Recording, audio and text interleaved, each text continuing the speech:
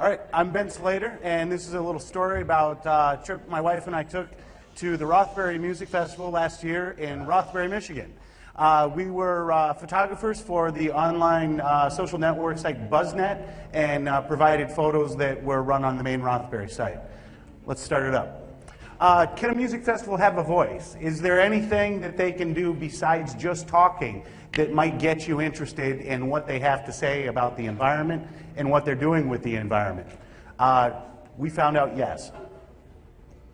The first thing that we found out when arriving a couple days before the festival, they added a 8-kilowatt solar system to a local school at Shelby High School. Provides them with a $36,000 savings in their energy. Over the lifetime of the installation.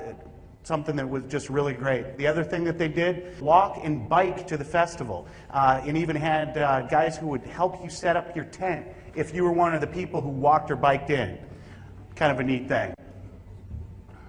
Conscious Alliance in Rothbury put together a canned food drive, over 60,000 cans of food for the local Michigan food banks. This was a sculpture that broke the Guinness Book of World Records for the largest canned goods sculpture.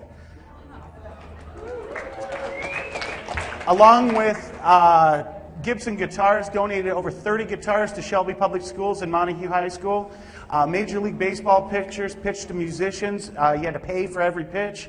The coolest thing, though, was the students actually got to come and perform at the festival. You could not go 100 yards without running into one of these guys. It's a Green Team volunteer. He told you whether your trash was going in the compost, the recycling, or in the landfill. Notice it doesn't just say trash, it says landfill.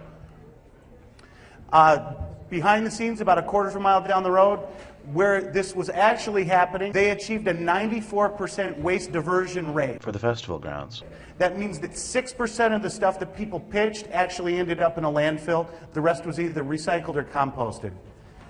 Blended biodiesel with Michigan-based biodiesel. This isn't the stuff coming up from Texas. Provided power for generators that gave lights to the stage, power to the sound systems, and ran everything else that was going on. Think tanks. Some of the world's leading climatologists, music producers, musicians, all got together and had these amazing discussions that you could get involved with. Go and talk here. Here Mr. Michael Franti is explaining why you should use a stainless steel water bottle instead of using a water bottle at the festival. I'll get to that slide in a minute. L. Hunter Lovins, Time Magazine's 2000 Hero of the Planet, was one of the speakers at the festival. She's here enjoying Mr. Franti. Did some talks on climate change and environmental responsibility. The general store offered Michigan-grown produce, organic fair trade coffee. Some of the vendors offered things as cool as a free solar cell phone recharging station. So I'm losing my batteries here. I'm just going to talk loud. The coolest thing ever, they drilled wells. You go up and you bring your canteen around with you. You're able to get free bottled water anywhere that you went. Saved Aaron and I alone over $200 not having to buy that. One of the most important things that we found out was that people wanted to do the right thing here. And they were given the education, they were given the help in sorting their trash. They found out things that they could do from the think tanks to take back to their local community. The whole goal, so that we can do something like this again, so that you can enjoy people in the middle of nowhere and have as low impact as possible.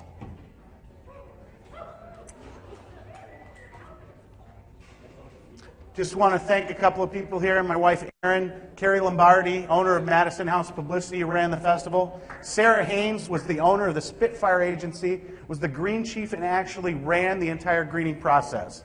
Bo Fallon was our Madison House Publicity chaperone and starving student. Need to give him a shout out because he just graduated and needed a job. Marion Goodell of the Burning Man Festival, some of you may have heard about before, and BlackRock Solar, who was one of the sponsors for the Solar Energy Project. Also, Mark Brown, founder of buzznet, for sending the check that paid for us to go. Thank you.